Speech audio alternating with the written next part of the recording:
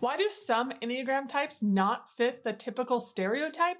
Well, it might be because of countertypes, and that's what I will be teaching on today, the countertype of the type 3. Before I dive in, let me explain what countertype means within the Enneagram. Every type, all 9 types, has a countertype, and this is due to every type having subtypes. You've probably heard them called self-preservation, social, and sexual, also known as one-to-one. These are the subtypes within each type, and these also can be known as the instinctual variants. Okay, so we have the self-preservation, the social, and the sexual, and within these 3, we have that countertype.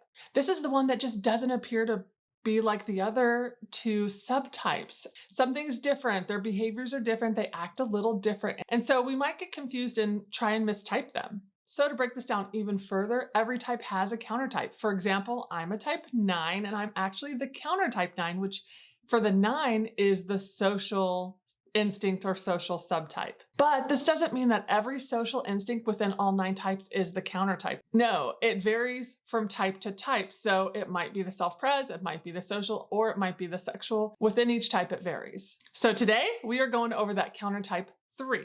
If you're new here, welcome. I'm Hillary, your certified Enneagram life coach, and I run Enneagram and Coaching, where I teach the Enneagram in the simplest and easiest way possible. All right, so let's dive in. What is the countertype of the type 3? It's the self-preservation instinct. That's the countertype of the 3. In a nutshell, this self-preservation instinct helps us to take care of our safety, our health, our well-being, and get all the resources needed to feel protected and secure in the world. So that's a little bit about the self-preservation instinct. So if you relate to the core desire of the 3, the core fear of the 3, the core weakness of the 3, and the core longing of the 3, then you might be a 3. And if you want a little bit more of an in-depth teaching of that, I'll link that video right here. I've already covered it.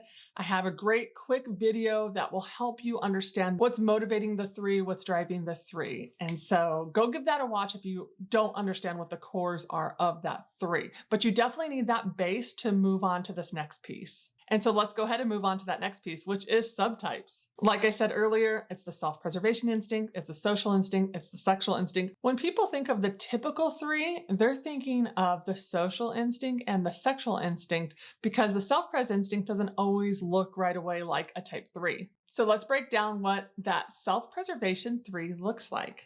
So this type 3 is very independent and does not want to feel indebted to anyone. And this is the one that could be the workaholic, because they feel like they must constantly work for security and stability. That's what's driving this piece of them. And the security that they are working for is from the money, assets, and a stable home. That's what they're working for. But real quick, I just want to talk to the self-pres 3s out there. You need to be careful because you guys are more prone to burnout and breakdowns. And so be careful with that piece. This 3 wants to streamline everything. They are very efficient, and doing this helps them to maximize their energy to put towards achieving their goals. So all 3 subtypes of the type 3 deal with vanity, but the self-preservation 3 hides it.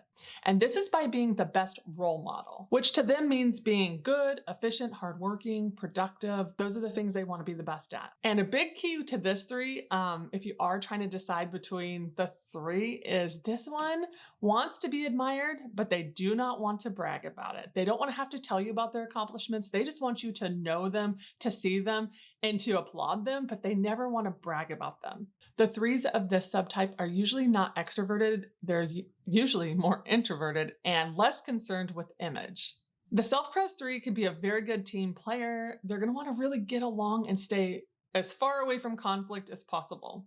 And the last thing I have for that self-preservation 3, success does not mean being the leader or center of attention. That's not what it means to them. They actually are competing with themselves and can be very hard on themselves. So that's a glimpse into the countertype 3. If you've always tested as a 3, or you really relate to the cores but don't look like that stereotypical 3, then you might be a self-preservation 3. And if you want to learn more about the other subtypes, I actually have done a whole video on the self-preservation, the social, and the sexual instincts within the 3. I will link that video right here for you guys to go give that a watch if you want to learn a little bit more about subtypes of the type 3. But you guys know I never like to close these without letting you know that if you are still struggling to find your type, I do offer Discover You typing sessions. I'll link that right here and down below in the description box. I also have coaching packages and different things like that. I do couples typing. I have a lot of things that you guys can look through and see which one fits your needs best. But if you're still not sure of your type or anything like that, go click on that link and learn more about it. If you found this video helpful, don't forget to push that like button. That helps my channel out a ton.